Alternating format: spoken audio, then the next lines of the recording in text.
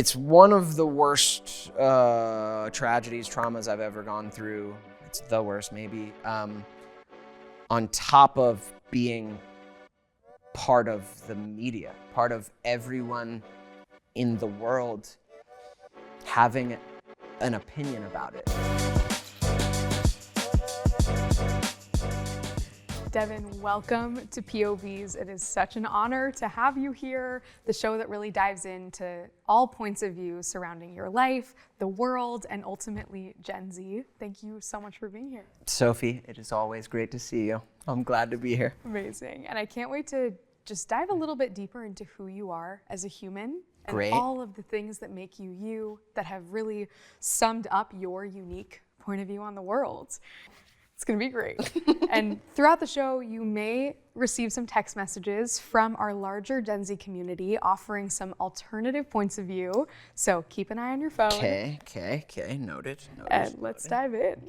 Okay. So first and foremost, Devon, you are such an important partner and human for us here at TC. I've loved watching your journey even since I was younger on television. And I know so many people know you as Ned from Ned's Declassified, but who are you really? Which I know is a deep question, but I guess starting out, how much of who you are today do you feel relates back to that time that you spent on TV? Yeah, it's a strange thing, reckoning. I didn't know this was gonna happen, but it's a strange thing with reckoning turning 30, and all that Ned's life is back there like 15 years ago, but is still so present. There's a generation who knows it. The other day I was at the grocery store, the girl recognized me as Ned with my mask on. I was like, how did you do that? I'm wearing a mask. So there's just this generation who it's still very alive for.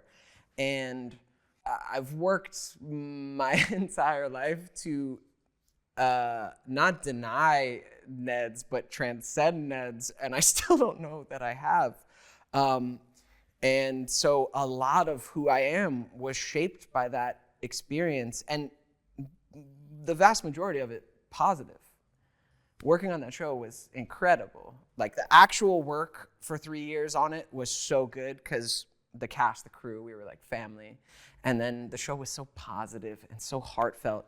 And then over the years, all this time, it still is in the hearts of the generation who watched it. Like that's the main thing I receive is I can tell people like it was a special time in their lives when they were watching it, or a hard time in their lives and the show was a special like relief or, friend to them during that time. So yeah, it has shaped so much of my life and who I am. And I grew up to be like Ned. It's so strange. It's amazing. And I think so much of what the show represented was guiding you through life, right? I even remember the panel you did with us where we talked about Gen Z's survival guide. And Yes. we'll unpack a lot of those tips. But I think it's interesting that you commented on the fact that you haven't necessarily escaped or outgrown Ned. Have you ever felt tied to that character in a way that you hope to get away from? Like, do you feel like some of your identity is defined by Ned in a way that you wish wasn't? Yeah, it's like my public identity, my personal identity, that's between me and people in my life, right? And that I'm not concerned about. But my public identity, sure. And it's not that I want to leave behind Ned's. I want to include it in my journey and my story.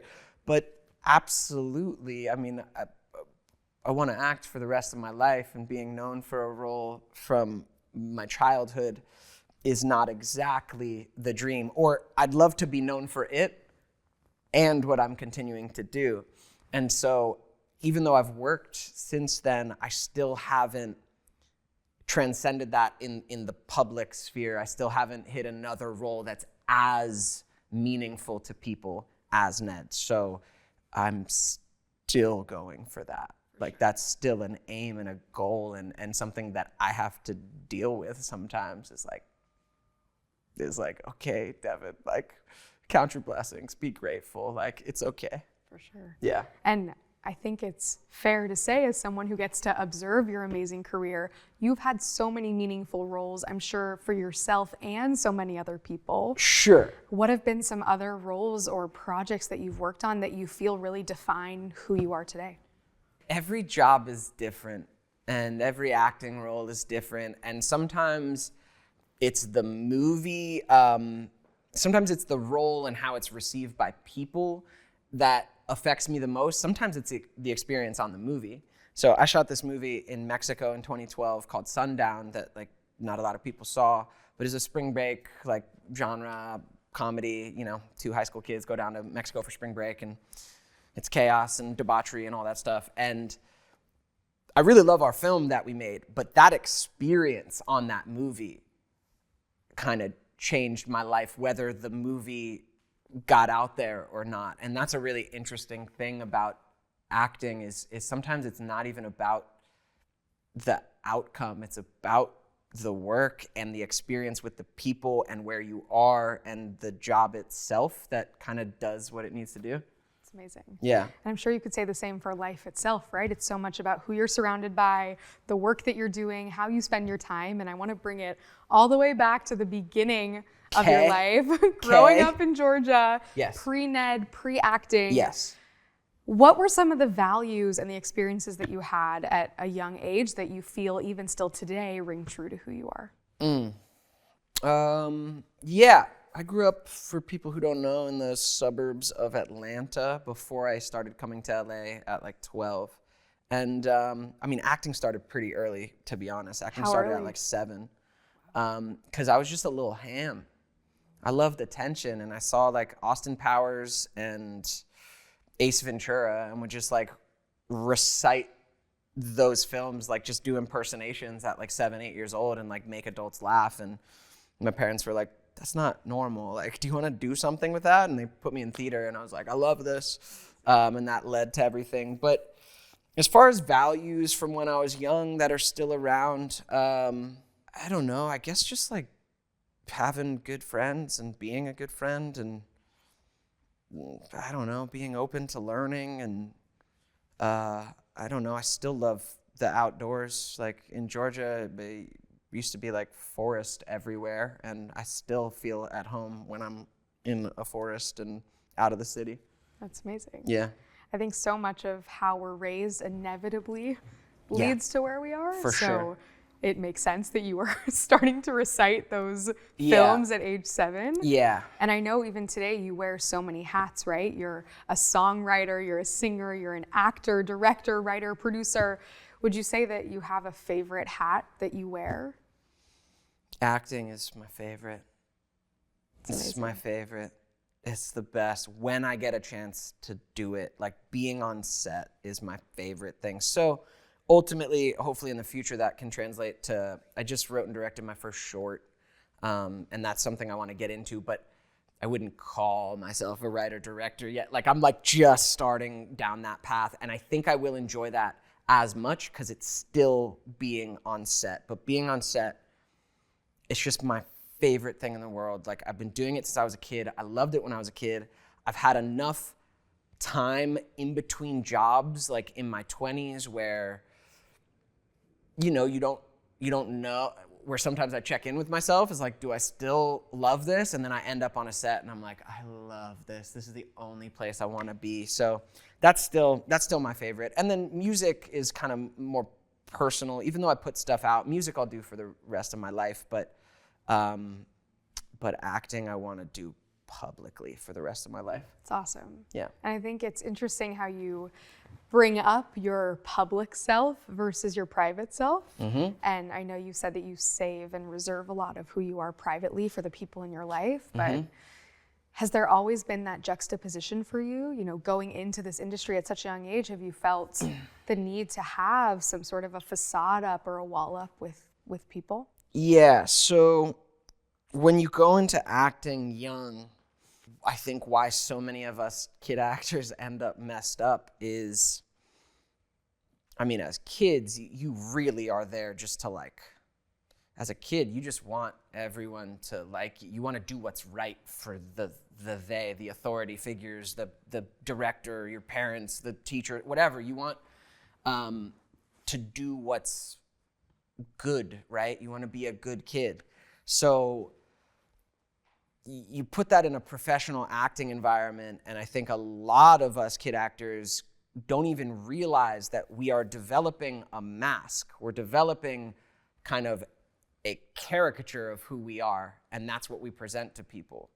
And it gets weird when you start to unpack that and start to find out who am I really and who do I want to be, and how much am I a people pleaser and not a person? And plenty of actors go through that. I guess probably not even just child actors, just actors in general. And also everyday people, like you're preaching to the choir.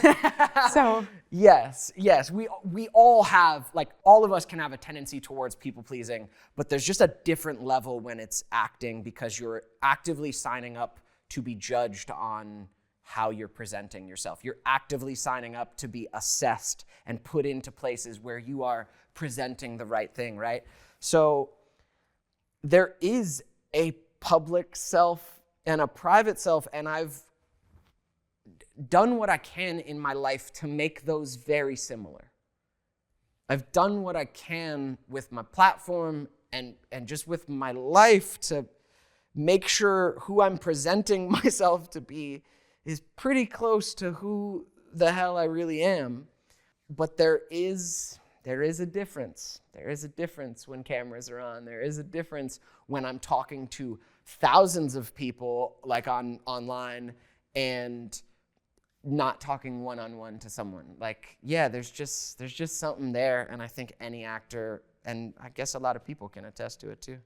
And I can't imagine what that must be like, especially because so much of your life has been defined by somewhat of a public figure role. Yes. And I'm sure that line can feel really blurry at times, right? Like, how much do I share of myself with others? How much do I keep to myself?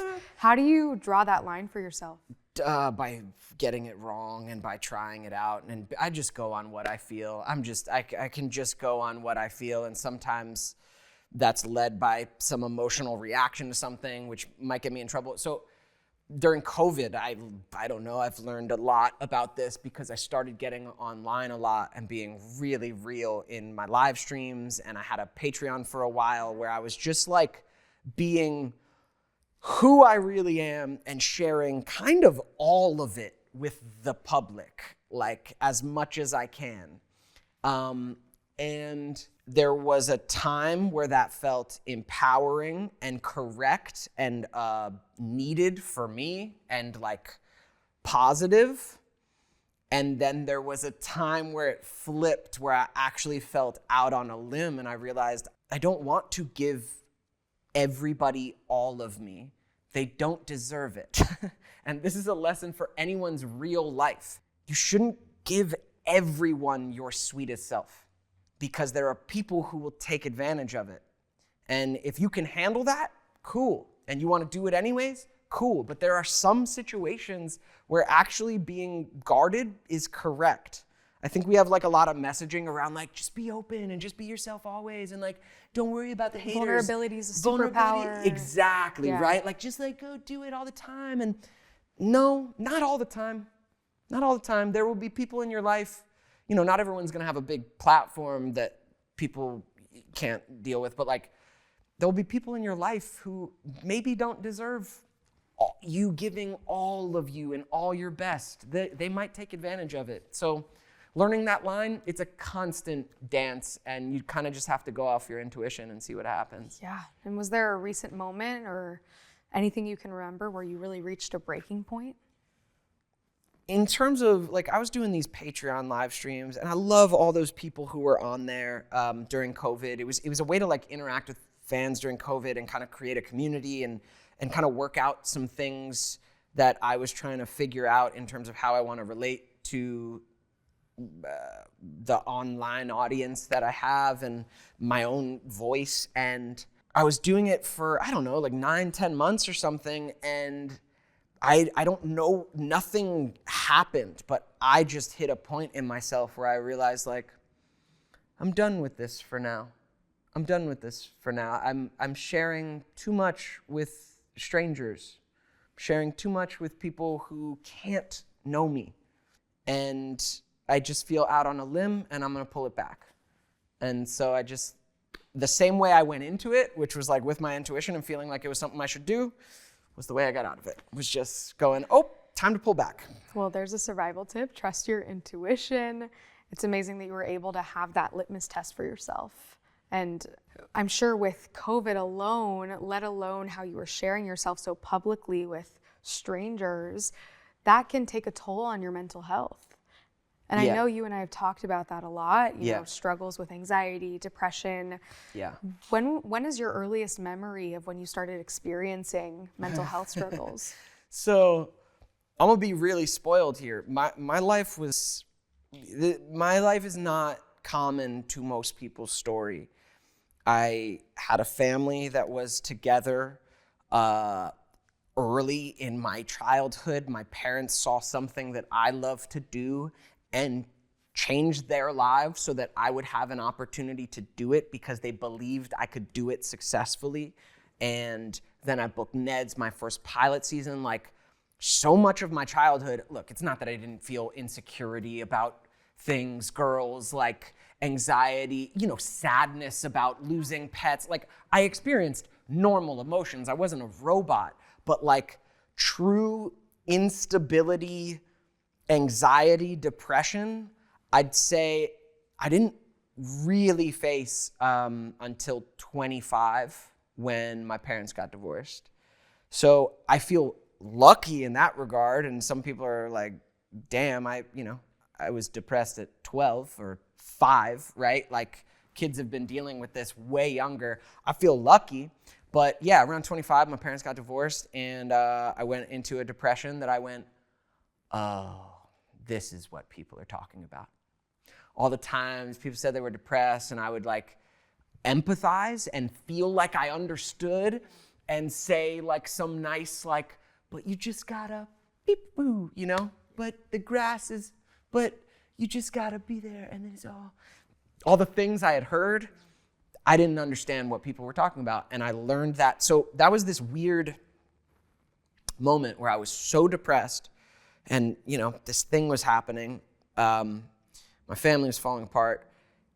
But when I was aware, whoa, like I can understand more people in the world now, and that's not a bad thing. Like I knew it then. I was like, this sucks so bad, and I feel more connected to more people, and fuck.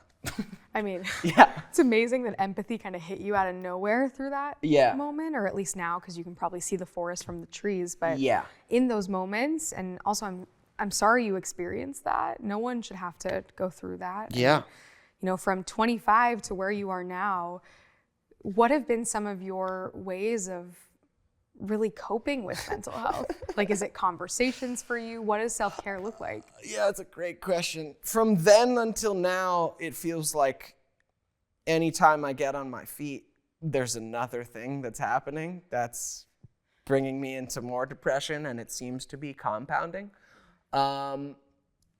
Straight through to like right now. So it's been gnarly, to say the least. It's just, I mean, I feel grateful that it's been happening, because you don't learn about who you are, and you don't shape your character when everything's going well. You really don't. I got to like really ask myself who I want to be when things were really hard in my life, and going like, who do I want to be in this world? Like, what do I care about? And showing up when it's hard, that's when you build your strength and your character to do it when it shows up again. Like, that's when you find out who you are. And those are the times you actually have to pay the most attention. Those are the times you got to dig in and like listen to like what's going on with you, and really just be gentle, but also pay attention in those moments. There's like truth that shines through when everything's like kind of breaking. And what got me through? It's such a mix of things, you know? It's life, a mix of things. Sometimes the answer to depression is distracting from it. and going into a party and just like pretending you're fine and having fun, right? Like sometimes it's that. Sometimes it's staying in and crying and journaling and writing music, or just sometimes it's staying in and binge watching TV and going numb. Like it's kind of, there's a lot of ways to get through it, and I don't think there's one way. The trick is, can this not sabotage, like how do I get through this without it sabotaging what I want in my life? That's the trick. Can I let myself feel all this, which you have to get through it, without like projecting it on people who don't deserve it, or like burning this bridge that I actually care about, or missing this opportunity that is actually what I want to do in my life. Like that's the hard part when the depression and the anxiety and all the shit is kicking in really loud, is you have to be with it. You have to own it. You have to feel it. You have to be present to it. But can you not let it like break what you want in your life? And so I don't know. It's been a constant dance of like figuring that out. For sure. And I love what you said about how it looks different. I think something I've learned over time too is that mental health and mental health journeys and self-care look different for every single person. And it can even look different for you on different days of the week. So exactly. It's so and sometimes awesome. people like to like, I don't know, tell you what it's supposed to look like, right? And like, because we all want the answers, you know? Exactly. But sometimes you got to find it yourself. And sometimes it comes from that discomfort, which I think is so critical in just thinking about where we are in this world and how we got here. So much of who we become is because of what we've experienced, right? And that discomfort we've faced. Yeah. And so as you think back on your 30 years on this earth, you know, we've touched on where you started, your upbringing, your family, your entrance into the acting industry, some of the projects you've worked on. Are there any other pivotal experiences that come to mind that really illustrate almost that discomfort or a challenge or an obstacle that you overcame that helped define who you are? It's a great question, Sophie. We've got all day. That's a great question, Sophie. I mean, it's all of it for all of us. Like, how do you integrate what's happened in your life, both good and bad? How do you continue to integrate, make yourself whole from it, not have it be this fragment in the past that you can't talk about and it's in a box? How do you bring all of it with you? I mean, some of it you got to let go, but like, how do you make yourself whole again and again when life will take you through seasons, and life will make you shed skin, and life will break down what's around you? I mean, I feel a little beat up at this point, and I think a lot of people do.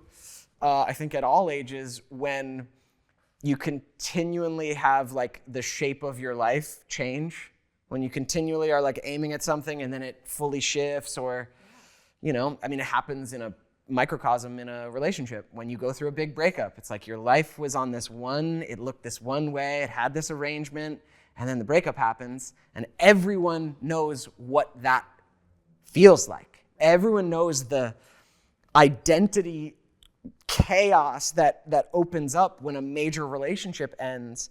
And, you know, that shows up not just in breakups, shows up when people die, shows up if you get fired, it shows up if a natural disaster burns your house down, it shows up when COVID showed up for all of us. All the plans, all the things we were aiming at were all of a sudden just like gone and in question and uncertain. And I think we all felt that terror then. So I don't know, the defining discomforts of my life has been in the last 5 years, I guess. For sure. My blossoming into an adult. Love it. And I think it's so true what you said about carrying it all with you, right? Like, I don't think we can ever simply just compartmentalize and shut that drawer. Like, that drawer is always there. Yeah. And I think you also touched on how you have been going through this transformational moment. And I think I also just want to hold space for the fact that you've been through it these past few months. Like before today, the last time we spoke was as you were heading to Santa Fe to film Rust. Yep. And the world has now been watching as that chaos ensued. So first of all, how are you doing in the aftermath of Santa Fe? Terrible. For sure. Yeah, terrible. Yeah, I was on a movie where someone I really loved working with and loved being around got shot and killed, and that is not an outcome that's supposed to happen on a film. Like, that's not even in the realm of what's possible on a film, really. Like, it's so rare, and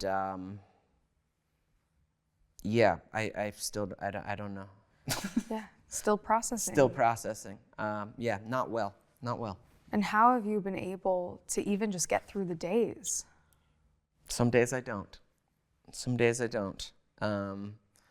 But some days I do. I mean, ultimately, like, life keeps moving forward, and so the current of life is moving, and you can take as much time as you need not engaging with that. But at a certain point, if you want things in life, or you want to enjoy your life at all, you'll just figure out how to find a new path and just like keep going, you know? So yeah, I don't really know right now. It's tough to talk about, and I don't even know how I feel about it at this point. It's like, it's one of the worst tragedies, traumas I've ever gone through. It's the worst, maybe. On top of being part of the media, part of everyone in the world having an opinion about it on something they have no idea. Most people don't know how sets are run. They have no idea what they're talking about. They have no idea what happened. They have no idea what that day was like. They have no idea what that moment was like. And so it's like this compounded thing of going through something so personal and painful, and then having to deal with the fact that the public is also wanting to consume it. Right. It's crazy. How do you handle that noise? Like, how do you not just like clap back at what people are saying or try to write the narrative, you know? No clapping back. I learned over the summer not to do that. Yeah, I want to get to that in a minute. I learned you can't change the internet's opinion on anything, and you might just dig the hole deeper if you try. So honestly, it's like self-containment. I go like, this is a deep personal trauma. I'm not going to talk to anybody about this. And it took a lot to happen for me to decide to do this ABC interview that I did, because most of us on the film didn't want to interview with anybody about this. You go through something like this, it's strange to me the people who are doing interviews. I'm like that. It's really I don't want to talk to everyone about this deeply like personal, painful, private, confusing, complex, tragic thing. So yeah, it took a lot to get me to that place where I felt like that's what I needed to do.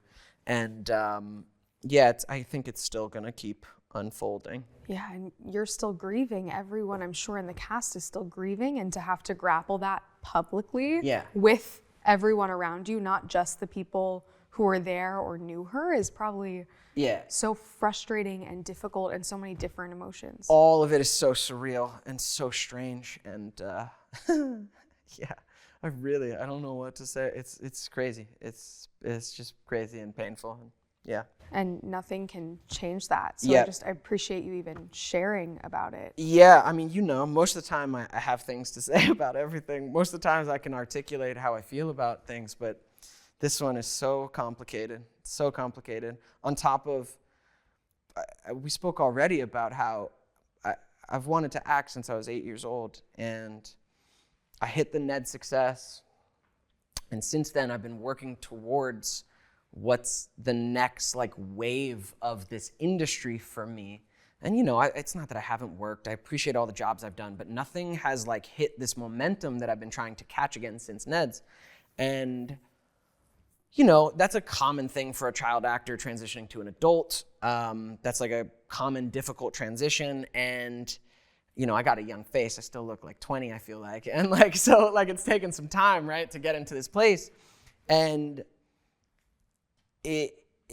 Rust was like one of the best experiences I've had on a set. And something I truly was like there living my dream for the first time in a while after a really hard many years and then really hard COVID years. Then I was on this set making a Western with people that I really bonded with and really connected with. And I was playing a cowboy. I was playing a character role. I was playing this crazy backwoods redneck, big beard. I got to play in this industry that I love so much and in this art form that I love so much. And I was doing it. I was literally so happy in Santa Fe. I was happier than I've been in a long time. And so for this to end like that, it's just I just went from feeling okay, I can build from this. I can get out of my depression now. This is giving me life, to holy shit, this is the worst thing that could happen on a set, and it's my set, and the movie's over, and I don't know what to do with myself or my life. Which is so natural. Yeah. And I'd be curious to know, even in this moment of still processing, still grieving, how do you think what happened in Santa Fe will impact your point of view on the world? I know we talked about how the experiences that you've had throughout the course of your life have really brought you to this moment and who you are. Yeah. What do you think this moment will mean for you? It's changed how I will feel about any news story I come across. How so? Rust was written about very quickly in the day following the incident, and the narrative very quickly started to paint a picture of the set and who was responsible and how this happened that wasn't true to my experience there and many of us there. It just wasn't it. They were just writing immediately with what they had, and it told this story of an industry and producers this and crews that and unions and non-unions. That wasn't why this thing occurred, and honestly made it worse. And seeing how easy it is to read a story from the news, from all of the news, and you go, this is at least factual reporting. They're telling me what this is and who, where the injustice is and where the justice is. If you were just reading the news, like many people in my life, family included, all they had is the news. There's something they come away with about this situation. My experience, none of that. Literally, none of that. Nope. All of that is not, all of that is something else. All of that is something else. That's not why this occurred. That's not what happened. We still don't know what happened. It's a confusing situation. So it let me know, before I jump on the opinion wagon and before I get my feelings involved when reading about something human and tragic and messy, even Astroworld. Astroworld happened a month after Rust or something, and that news was horrifying, and I read it and felt deeply for what happened.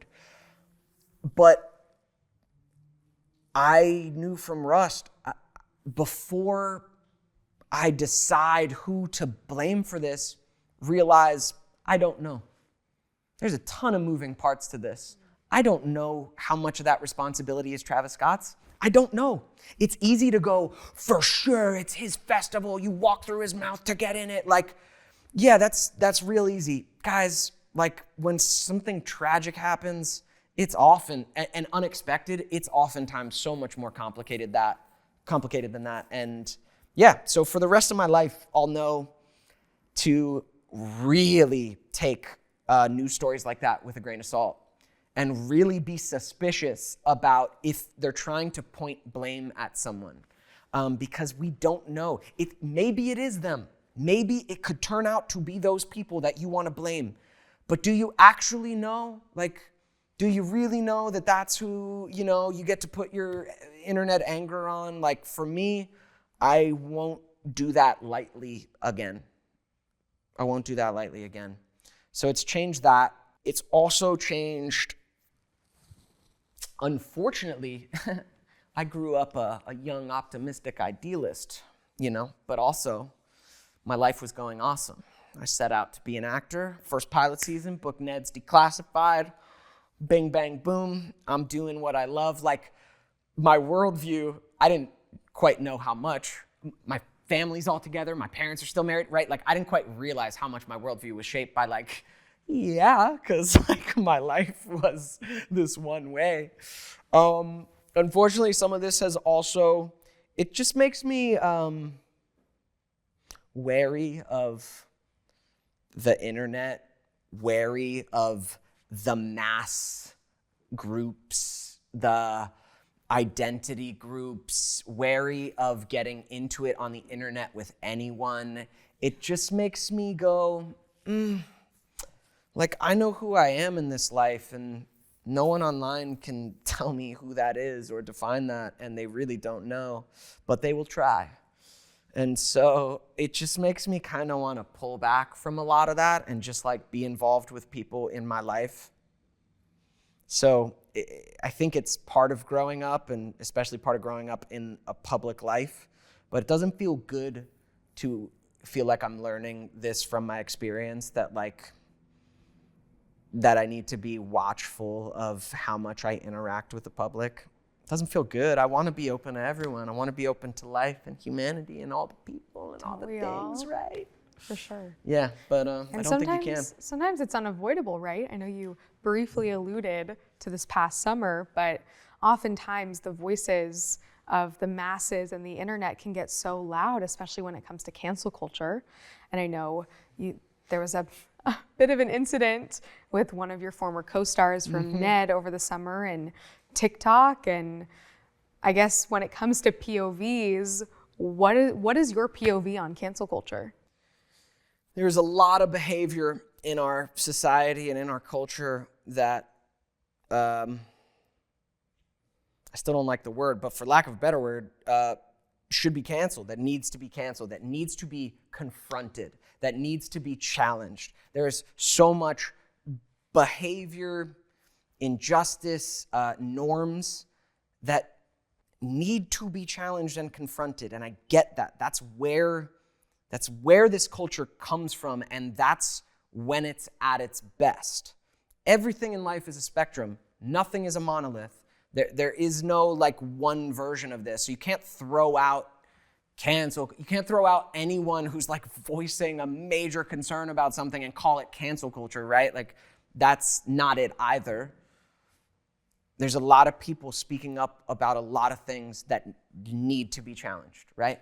We know this. We've seen this, especially as millennials, Gen Zers, like, we see it, I guess, more than anyone, right? But there is a side of it that goes beyond justice, where it actually becomes the thing that you're rebelling against. It actually becomes just too much. It actually isn't moving the culture forward. It's actually, there is a version of it that doesn't make things better. It just ostracizes and just gives people a chance to like hate.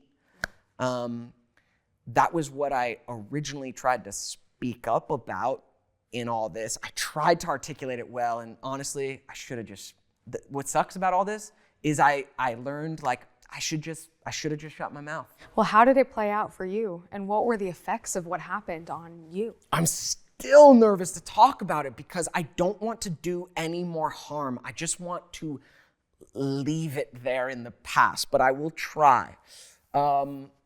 Lindsay got called racist for some behavior on TikTok. When I got involved was I started to see her comments on Instagram and started to hear about her DMs. It's not justice to tell someone to kill themselves and like to just straight up go into full on, you should go die. that's not moving culture forward at all. That's not helping anyone. And so when I started to see that, I felt like I wanted to protect my friend and her mental health, because I know her mental health, and receiving a bunch of suicide requests in her DMs is not great, right? So I knew it was going to be tricky. With most of these things, I just never address them, because that's the only way you can navigate the internet life, is don't address them. I hate to say it, but like, don't.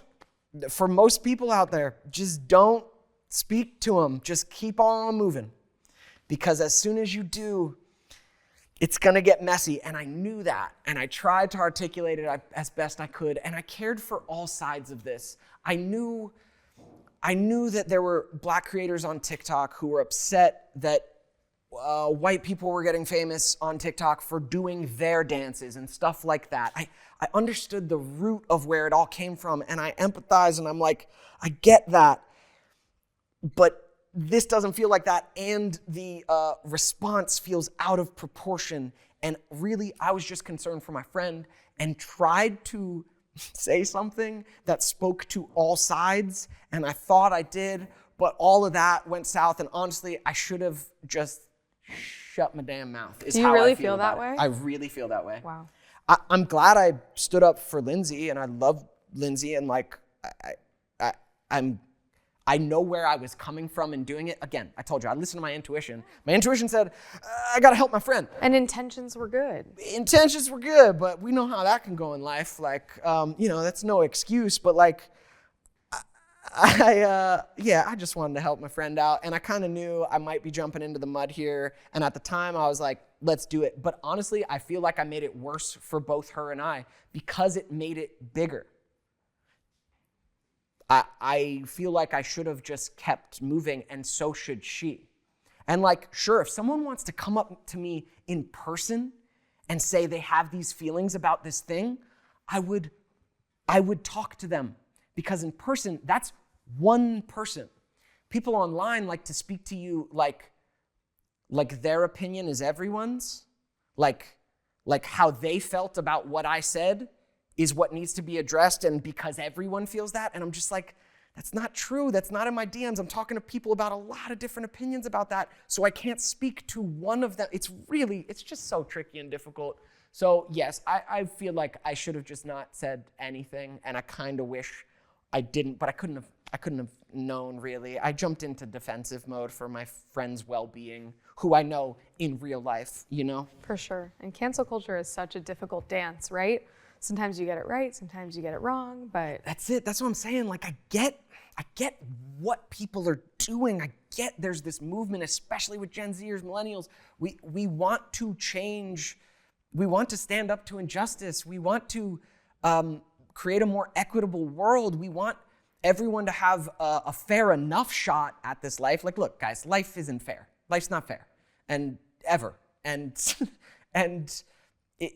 there is injustice, and there's stuff sometimes we're just going to have to deal with.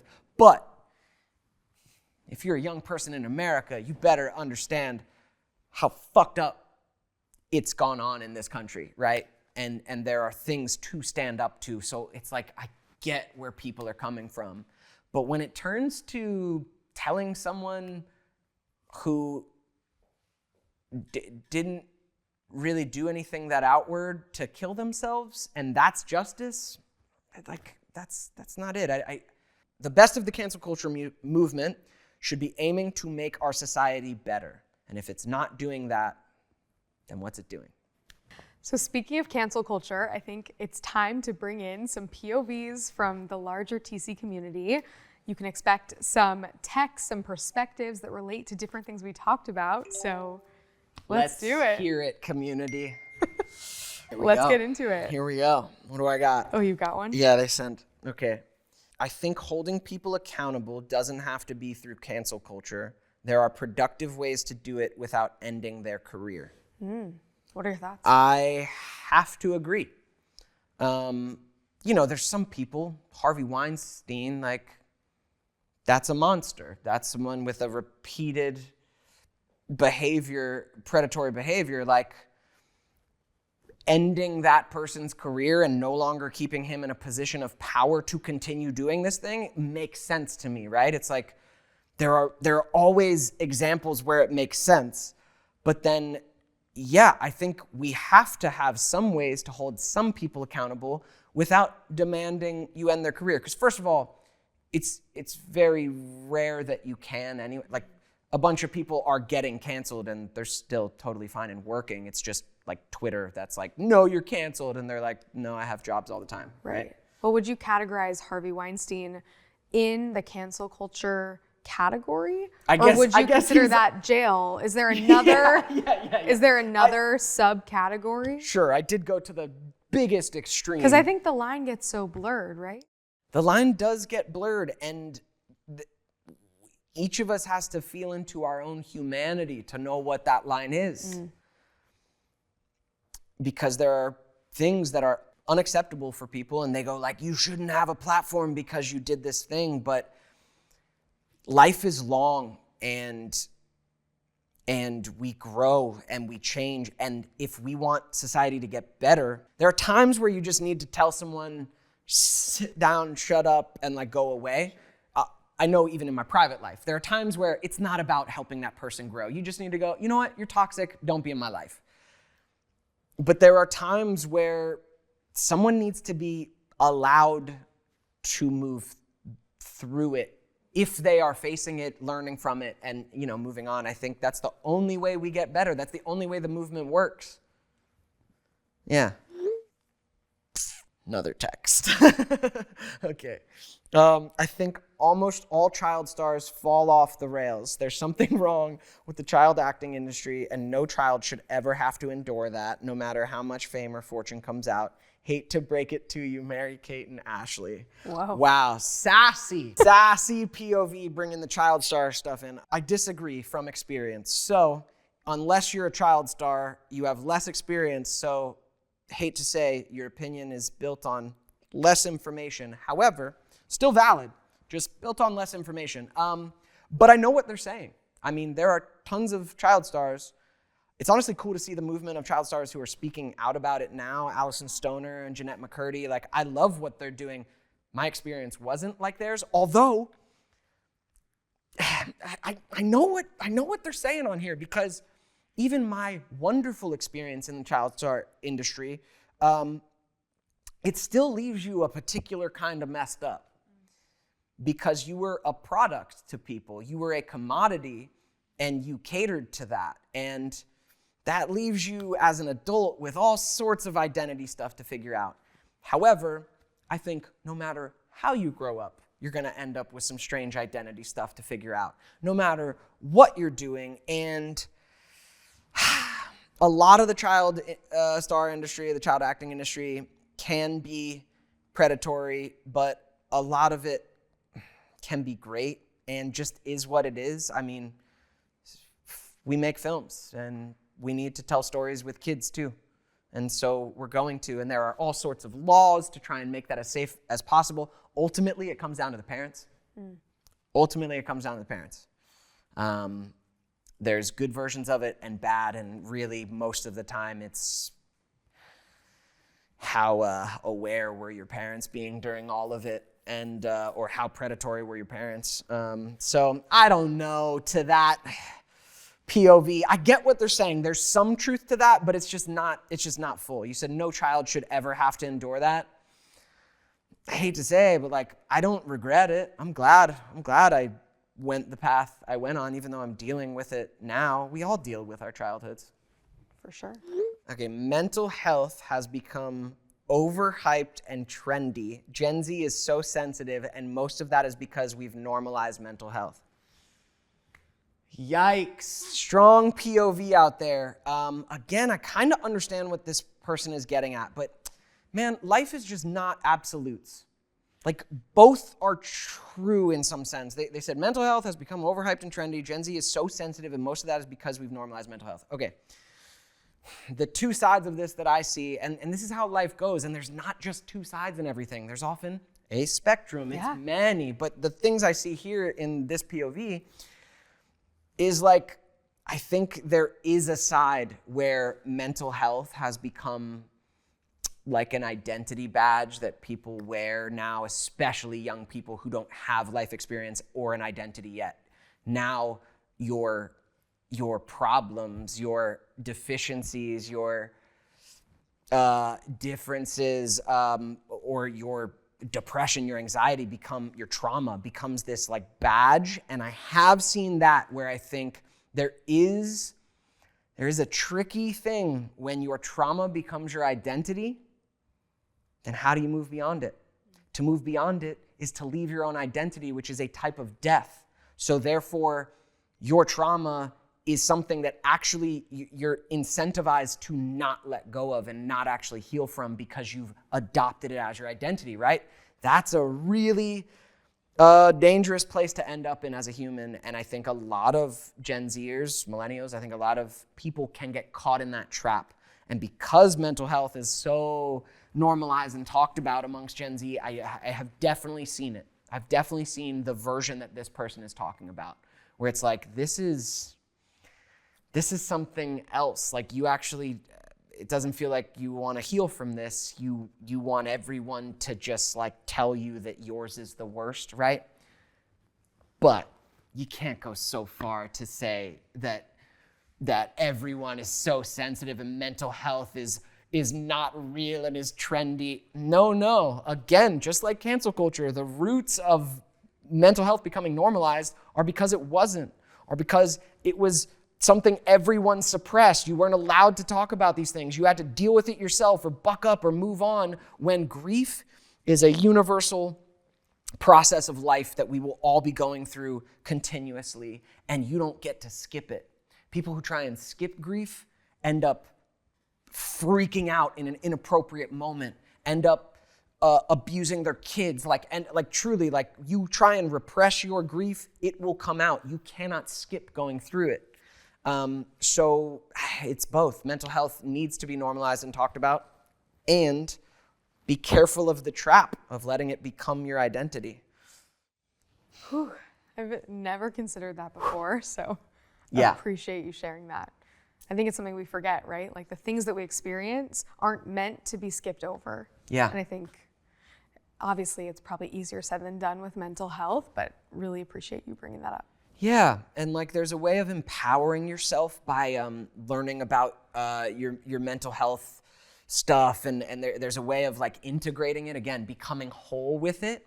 And there's also a way of actually staying kind of broken with it and needing people to validate it.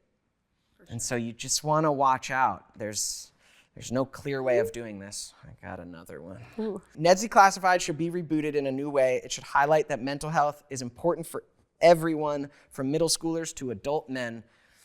I agree, POV community. I want a Ned's reboot for adulthood very badly, because I think it's necessary. Our show spoke to people so deeply in middle school. We could do it again. And there's more to talk about now. So yeah. I agree. You heard it here first. That's awesome. Thank you so much for that answer, Devon. And I have one last question for you before you head out. So clearly, you've experienced so much throughout your lifetime that has led you to where you are today, right? Your unique POV on the world has been a combination of everything you've experienced through your acting career, your family, your mental health journey, the experiences you've had with grief and loss and relationships and cancel culture and all the things that make you you.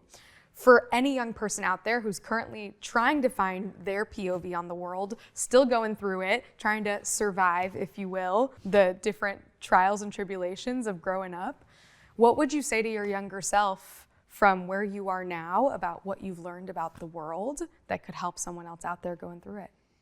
What I would say to a young person about their point of view in the world is actually right now, I think everyone is expected to have an opinion on everything.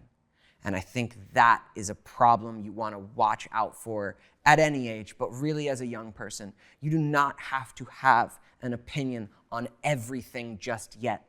follow your heart, follow what's important to you, get into those spaces. Let what makes you feel alive lead you, and start there. Get some more life experience before you start developing an opinion about everything and things that you have no experience in. And this is the way of it. Your POV is shaped by your life experience, and you can't skip that. The older you get, the more life experience you have, and no matter where we started, we all go through this human process together, and we all will face grief, and we all will turn 30, and we all will just come to who we are, and it's an ever-evolving thing, and you kind of just gotta be along for the ride. Beautifully said. Devon, thank you so much for being here, for sharing your POVs with us, and for being a part of our mission to unify the world. It's good to be on the conversation couch here at POVz, guys. You're the best. You're the best. Thanks, guys.